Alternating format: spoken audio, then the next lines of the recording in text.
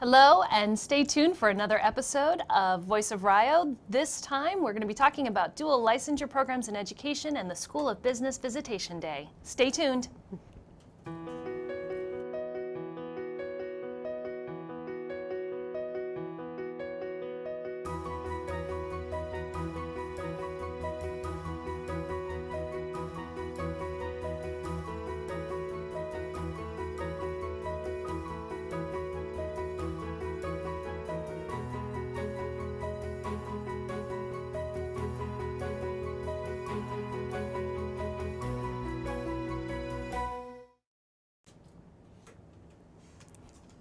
Hello and welcome to Voice of Rio Grande. I'm Dr. Donna Mitchell, Dean of the College of Professional and Technical Studies, along with my co-host, Dr. Heather Duda, Dean of the College of Arts and Sciences.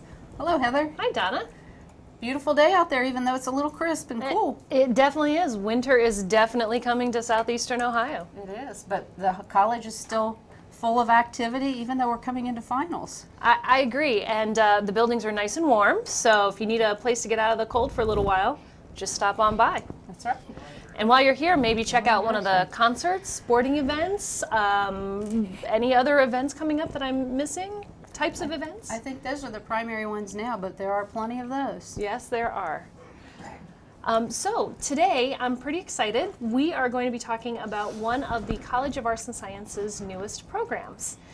It is the Early Childhood Education Intervention Specialist dual licensure program and the K-12 dual licensure program. And I know I missed a few words there to get them all out, so I'm going to turn to our guests today to tell us the full titles of both of those. We have Professor Jason Salmons and Professor Stephanie Scott, and they're both School of Education faculty members who are going to tell us about this new program. Would you both begin by telling us a little bit about how you came to be here at Rio before we get into the programs? Would you like for me to go first? Sure. So, yes, my name is Jason Salmons. I attended the University of Rio Grande as an undergraduate student and as a graduate student. So I had a little bit of a flashback to freshman year as I entered Woodhall today, I suppose. Although I got a closer parking spot this time. I have taught locally in our region for close to 20 years in a dual licensure setting. So the program here at Rio is something that's close to my heart, near and dear to my heart. So I'm excited to be here today. Thank you. I, too, like Jason, attended the University of Rio Grande, received my undergraduate degree in early childhood education, and then continued and received my master's degree in early childhood intervention as well. I am a resident of Guy County, have been here basically my whole life, so I'm proud to just continue to give back to this community. This is my second full-time year. I was adjunct faculty for approximately 8 years prior to becoming full-time, so just excited to be part of such a great program. Great. It's so nice to have you both. So we have one of the few dual licensure programs of this kind in the state, and from what I understand, really, are we the only one in this part of the state, or close to the only one in this part of the state? So it's really a unique program that's not offered a lot of other places in the state. Both of them are unique programs. It's actually two, although they're similar. So would you two tell us a little bit about those programs? Sure. So the dual licensure program was a collaborative effort between the Ohio Dean's Compact, the Bunce School of Education, and local school districts in our area, like Gaia City Schools and Gaia County Schools. Like Dr. Duda said, we have two different programs that is unique and special to the university. Mm-hmm. We are the only university in the area that has both. There are neighboring universities that have one or the other, but not both. So would you like to tell the early childhood one? Or?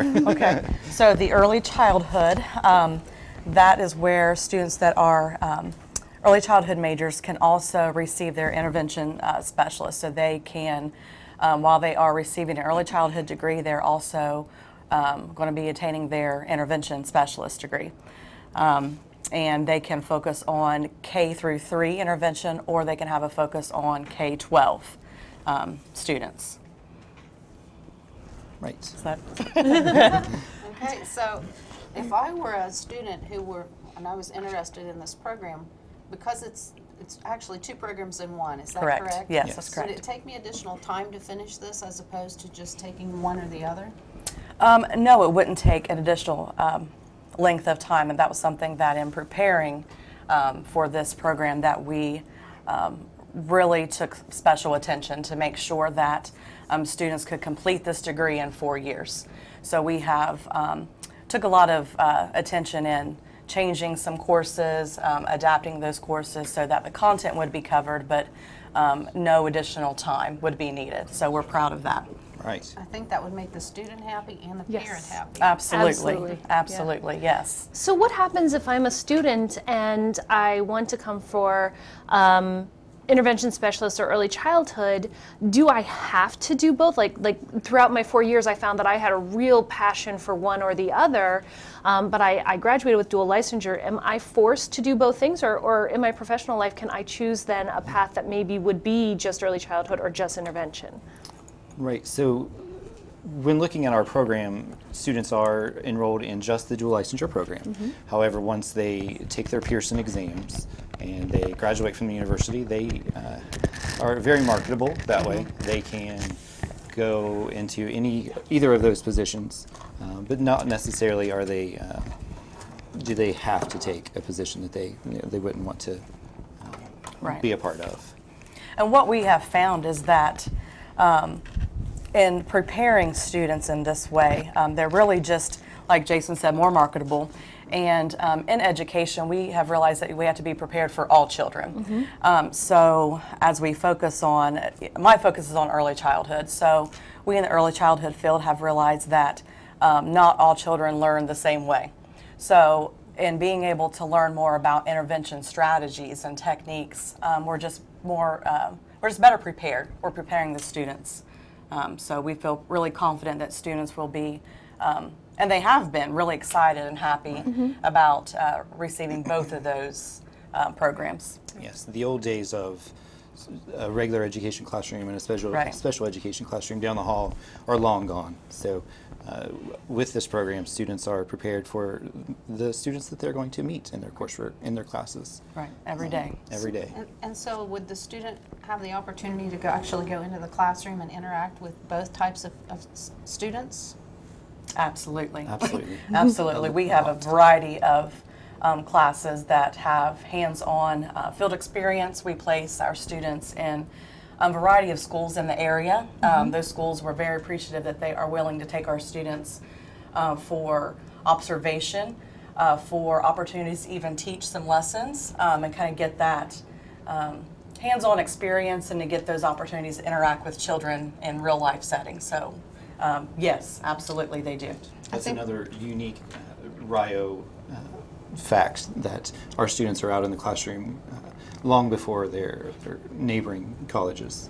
I had heard that, and that's why I asked the question, Yes. because I think that's an excellent opportunity for a student to really realize whether or not this is something they would like to do. Right. And then if this is really is your passion, what fun to get out there in the classroom and really actually start to do those kinds of things along with your coursework.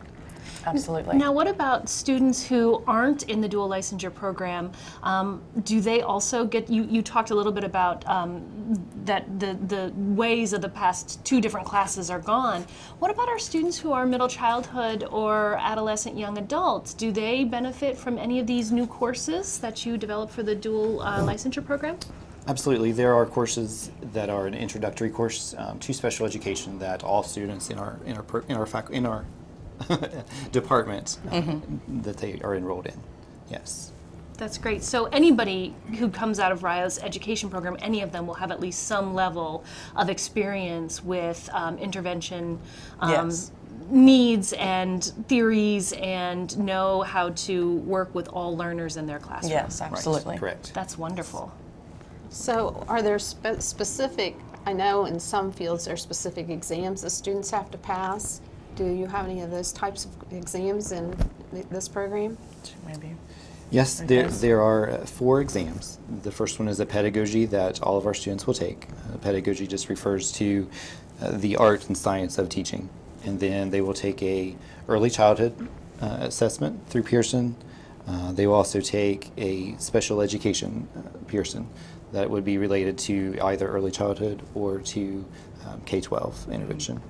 And then they would also be required to take a readings foundation assessment, and that's a requirement from the state that's all future educators will take. Can you tell us a little bit about the job prospects? Is there a high need for students with the dual licensure in the state of Ohio right now? We have heard from some administration that absolutely they feel that if they have a position available as a candidate that would have this dual licensure would be a well-prepared candidate. And so they, there is a need for that in some local schools. Do you have any more information? You know, I recently heard from one of our faculty members that Mason County, just across the river in West Virginia, was having a shortage of intervention teachers. So they were searching for some RIO folks because they knew that their background, they would be prepared in both areas. And Jason, when you mentioned that they're looking for some RIO graduates, when I first came to RIO, the premier program was education. That was what RIO was known for. Sure. And I still hear people say that they're looking for RIO graduates. So I think that speaks very highly of the program. Sure. Absolutely. Well, that's something that we're proud of, and we hope that message is continued. We think that we have a good program. We're proud of our faculty, proud of our students, and hope that the community is proud of this department. Could you also, because we've been talking about some of the professional opportunities, professional development opportunities for students, but I know they do more than just classroom observations. Can you tell us a little bit about some of the conferences that students have the opportunity to attend if they're education students, maybe even present at? Okay. Sure. We recently sent a few students to Ocali, which is an autism conference. We had some do a presentation with a faculty member as well as a poster session afterwards. And one of our students actually got a job offer during the right after the presentation. She was quite proud of that. She ran into class the next day to let me know that someone offered her a job in Columbus. She's a local girl, so it was a big deal for her. Well, that would be for Yeah, anybody. absolutely. Yeah. I spoke highly of her work. Right. Absolutely.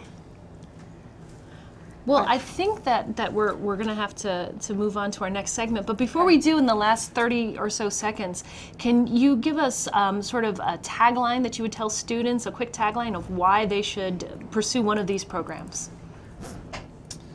I always tell my students when they have declared their major, some of them we are changing from early childhood to the dual licensure program, and I always tell them that marketability is key with this, that you can walk into a district with an application with a wide breadth of knowledge and licensure, and that's going to set you apart from your competition. Absolutely. That is a wonderful way to let students know that they're going to be marketable and they're going to get jobs. Yes, absolutely. That's the key. Well, thank you both for being on the show today. We really appreciate you taking the time to talk with us. Thank you for having us. Yes, we enjoyed. Thank you. Thank you. You know, Donna, one of the things we didn't get a chance to talk about is the amount of collaboration that went into designing this program. So we had the opportunity, as I think Jason mentioned, to work with the Ohio Dean's Compact, but other partners of that compact were also doing their own dual licensure programs. So I know there's been a lot of work with those established programs in other parts of the state. I know that our faculty have actually traveled to some of those schools and gotten some feedback and learned some invaluable lessons. But also there was a large amount of collaboration among partner schools here in the area. There would be retreats and there would be training to make sure that we were indeed meeting the needs of the area, both the local area and the larger regional area. And so I think this is one of those programs that shows you how important collaboration is. And I think it's exciting, the opportunities it presents to our students. I do too, and if I may be so bold to make the next segue, speaking of collaboration, we're going to get to hear about an ongoing collaboration, and I'm sure you'll want to talk a little bit more about it, that has been wonderful for, I know, many years, and I'm sure that we'll hear more about it momentarily. Right. We're happy to have Wesley Thoene with us today, and Wes has done an extraordinary project. I call it a project because it's a lot of work, and that's the School of Business Visitation Day. And so Wes, could you start by just telling us a little bit about yourself and how you came to Rio, and then we'll move on into talking about your visitation day. My name is Wesley Thoene. I've been here at Rio Grande as the professor of marketing since 2004. I went to Ohio University for my bachelor's and my master's, and then I finished up my Ph.D. through North Central University in 2008, and so been here ever since. Loving every minute of it. Good. And I think you've sent some pictures through too of your visitation day, but tell us a little bit about what happens to your visitation day. I get to be a judge, and I look forward to this. It's one of the highlights of the year for me. So tell our viewers a little bit about it. Well, what we looked at was probably about a little over a decade ago, 12 years to be exact. We were looking at bringing students to campus, and we realized that with the younger generation of students, they really like to be active and they like to do things. They don't just like people up there talking to them for 3 or 4 hours. And so back at the time, that was when The Apprentice was on TV, and it was really, really popular. And so, we started thinking, what if we could bring them on campus and give them a business competition, some way to get the students involved. And we also found out just from talking to students that a lot of students kind of had a misconception about business. They really thought that business was nothing more than sitting in a cubicle like Jim Halpert or Dwight Schrute from The Office. And we really wanted to get them to understand that business is a lot more exciting, it's a lot more fun than that. These kids are thinking it's going to be a cubicle all day, it's spreadsheets, it's databases, that's all I'm going to ever do. And so we said we want to get them out, get them creative, show them that business is great because no matter what area you like, it's touched by business. If you love sports, front office jobs. If you love museums, if you love art, you could run the front office of a museum. I mean, if you want to be your own boss, you could become an entrepreneur. Business touches pretty much every field. And so we looked at developing a program and a special day to bring high school students and their faculty to campus and give them an exciting, fun day to really flex those business muscles and see that business is a lot more than just sitting there waiting for the clock to strike 5.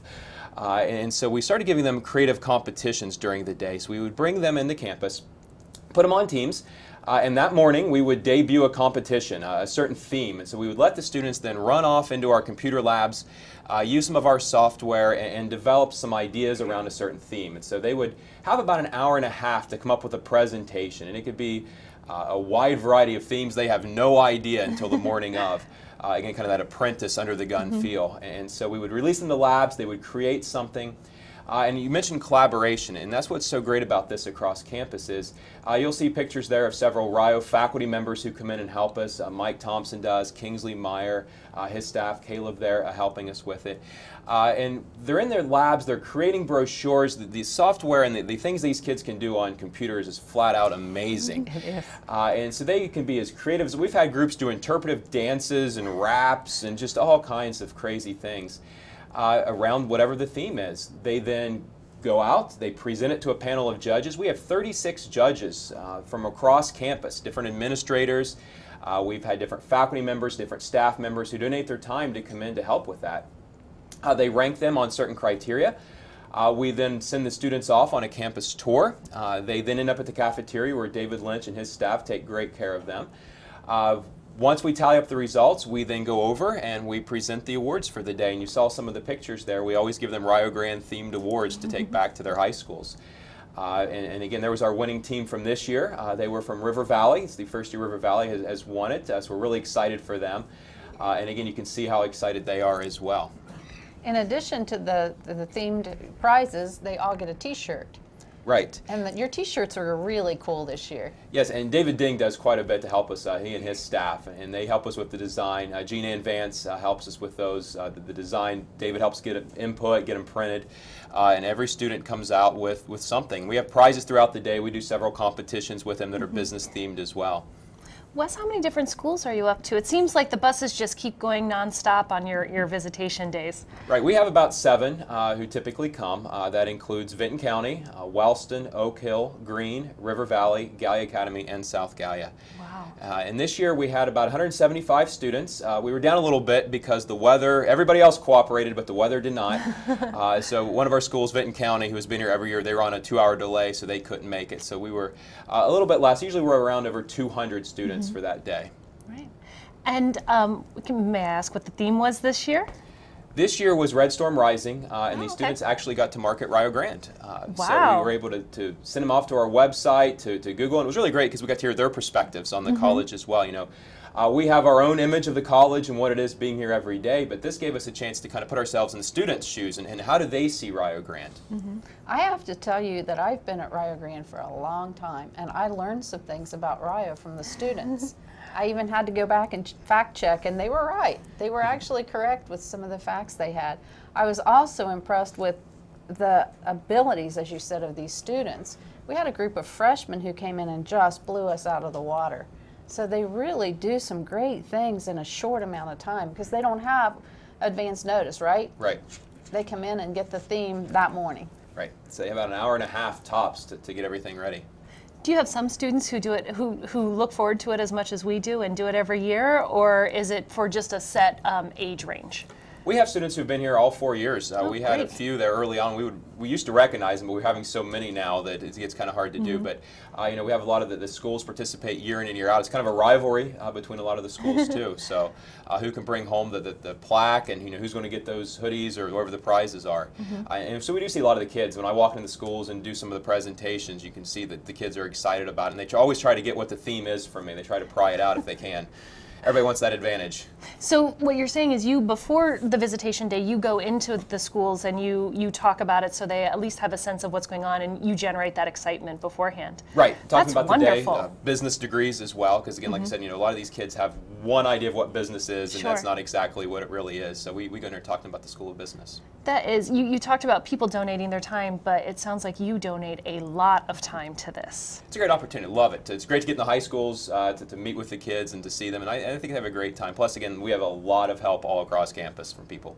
Wesley not only donates his time, but his family donate their time as well. So it's a lot of work on him and his family to do this. We even see him getting the building up to grade where he's satisfied that everything is going to flow, and it always flows so smoothly. It always just goes like clockwork.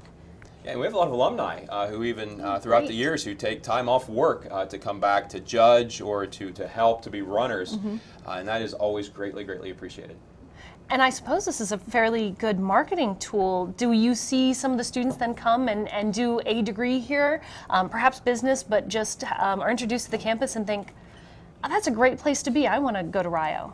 Right, we've had a lot of them, and I think that's really important is, you know, we've had a lot of students who have said to me that, you know, I didn't think college was for me. You know, my parents didn't go to college, and I always tell them when I go to the high schools, we want you to see that Rio Grande is, you know, people think college professors are like robots or these scary, intimidating people. We want to show them that we're just people too, and the faculty and staff, we're here to help them. We want them to succeed, and so when they see that and they come on a visitation day, and it's not a pressure sale by any means. They can just interact with faculty. You know, maybe some of them are more interested in nursing, and they can meet Dr. Mitchell, and it's just a great opportunity for them to come to campus and see that college is completely an achievable goal for them. And I think we've had several who have. I've had some in the AMA, the marketing group, that have been here for visitation day, not only as helpers, but they were here as students in high school. And I have several of them in my class. Hey, you remember me? Yeah, I remember you from visitation day. I was impressed with the different majors because we have a list of the majors that students are considering. They're not all business majors. The majors are all across all areas. I mean, it could be healthcare, it could be veterinarian, it could be law, it could be business, it could be music. It's just because they come to visitation day doesn't mean that they're definitely going to go into business. And I was surprised by that. Right, and again, no matter what field they're interested in, they could always pick up a business minor because, again, if they do want to go into the veterinary field, you know, they're going to need somebody to kind of run their office, and so that's a great opportunity for them. Yeah, and we talked a little bit about that business pairs with almost any major. Right, and it's one of the most popular majors for that reason. No matter your interest, it's business related. And you do have a lot of students in the School of Business, too. You're one of our top majors as far as numbers of students. So when the high school students come, do you see any trends of things that they are they gravitate towards in their projects for the visitation day? Do you see that they like PowerPoint or they like interpretive dance, or do you see any sort of strengths there that continue throughout the years? Yeah, we've seen it's changed a lot. You know, when we started this 12 years ago, you know, we saw a lot of PowerPoint, and then we had some that, you know, were creating their own websites. There for a while, we had groups that were designing their own apps for cell phones, and then we had a wave for a while with Prezi. And then I think Prezi became a little bit more pay to use, and so we didn't see as much Prezi after that point. But yeah, we do see PowerPoint's kind of been our standard. But again, you know, some students will do the brochures. Very, very popular. It just depends on what software they use. But it's just amazing all the different softwares and all the skills these students bring. Now, do you see them when you're judging them? Are they electronic, or do you actually take them, like you're talking about brochures, do they go to the print shop and get printed out so people can see the finished product? I think some of them do print them out. A lot of them, we've seen a major movement towards digital, obviously, in the last few years. The first few years, it was all about trying to set up printers and how we're going to do that wirelessly, and you know. But nowadays, most of them are just doing it digitally, and they can present that way. That makes sense. Yeah, and they do a wonderful job, because we saw several brochures that were digital, and they were really, really high quality. And that's a great credit to their high school teachers, who do an amazing job with them. I mean, again, the software and what they're able to achieve, it's amazing.